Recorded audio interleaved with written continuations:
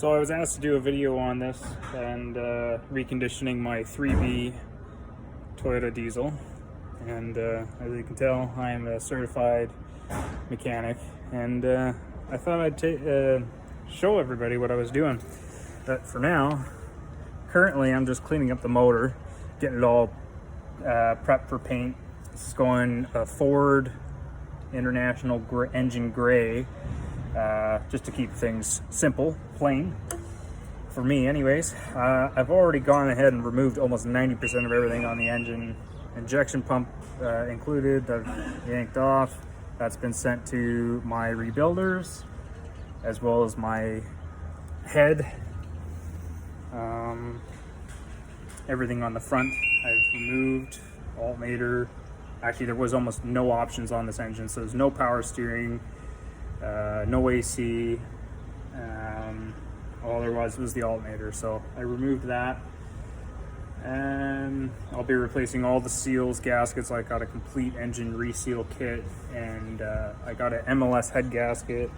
I'm also replacing the actually no, I'm not replacing the water pump. I'll be replacing all the gaskets here on the oil cooler, everything.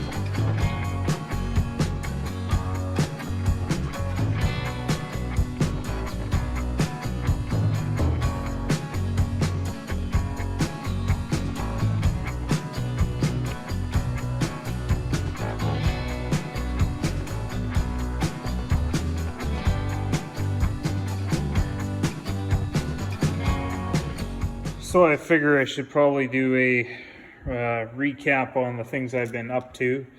I have sandblasted all of my parts that are going back onto the engine, aluminum and steel parts here, motor mounts, thermostat housing, oil filter housing.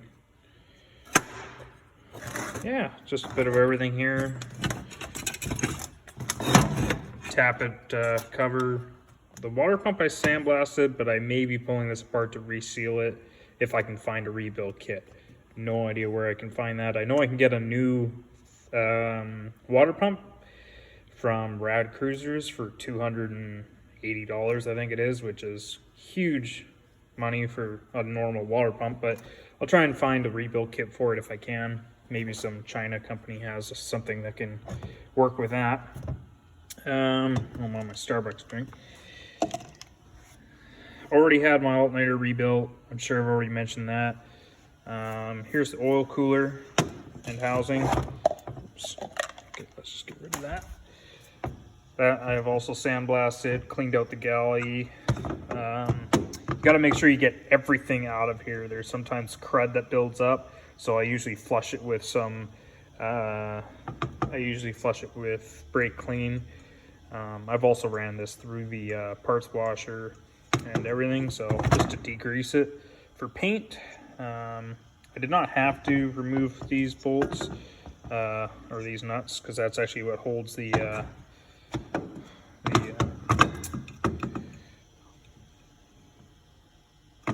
I'm trying to remember the word for it.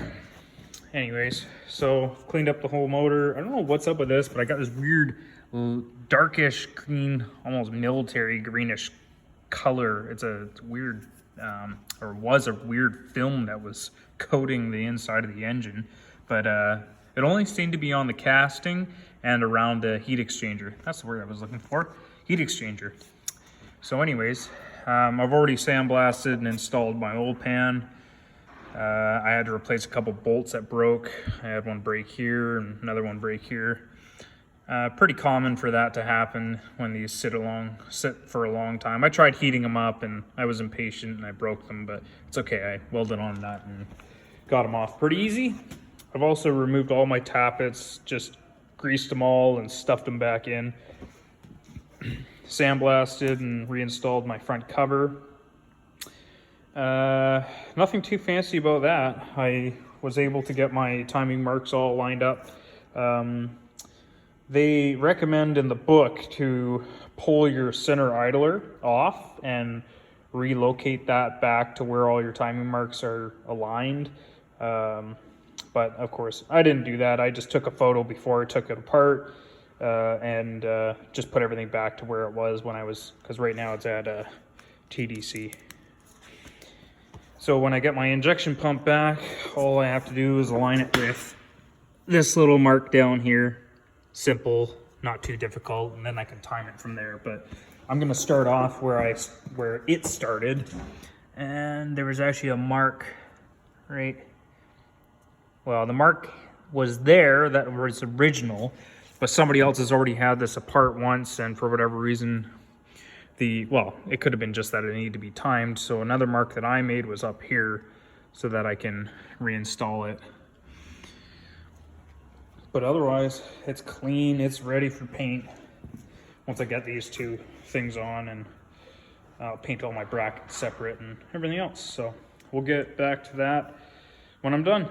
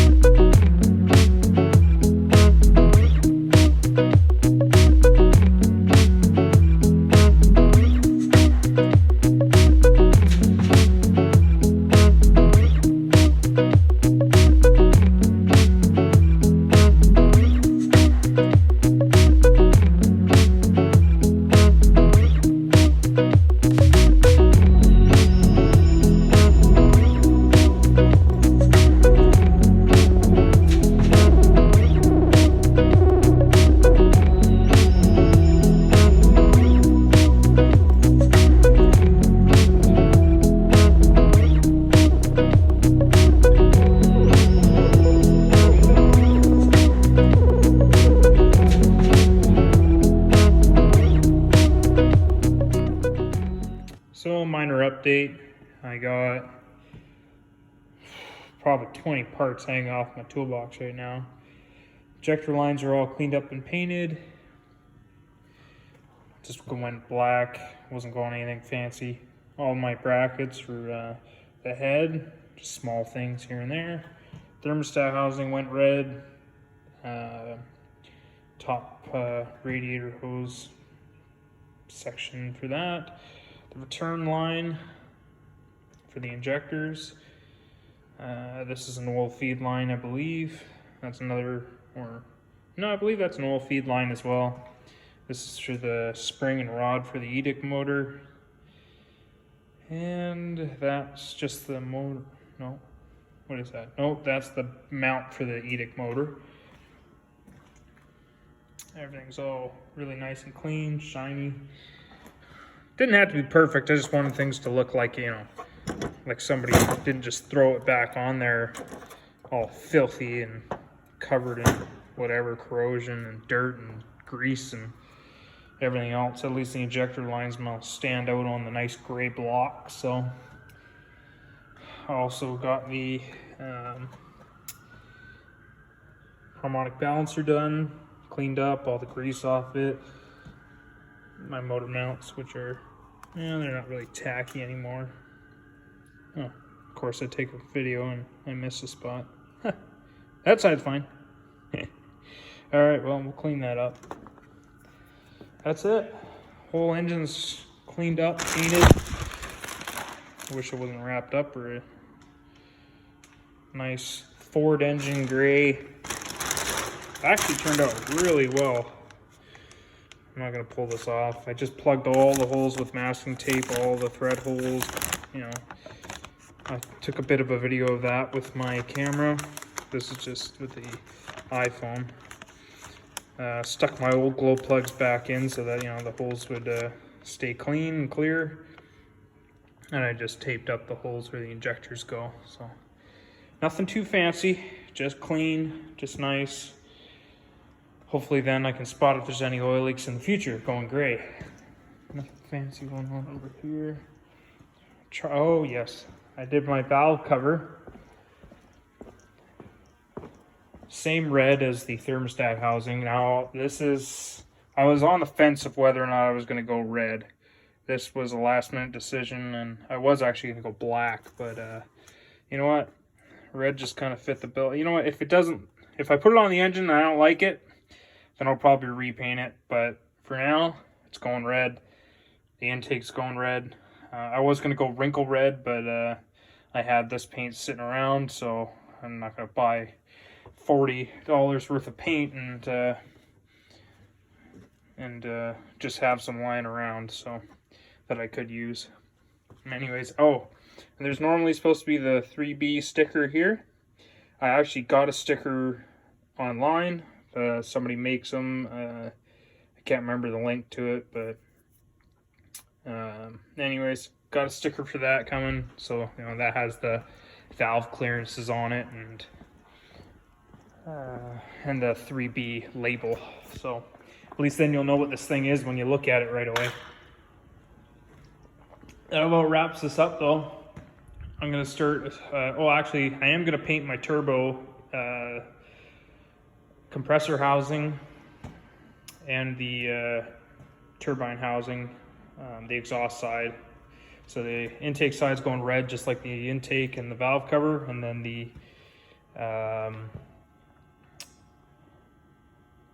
exhaust housing I'm actually going to paint in, well, I've heard mixed reviews on this stuff. Some people say if you don't prep it right, it can start flaking off or whatever. There's a DHT fling proof. It's good up to apparently 1300 to 2000 degrees Fahrenheit. I don't know how credible this is, but either way, I'm gonna try it and, well, see how well it lasts. It doesn't really matter too much. You're never gonna see it. Well, actually, you might, but it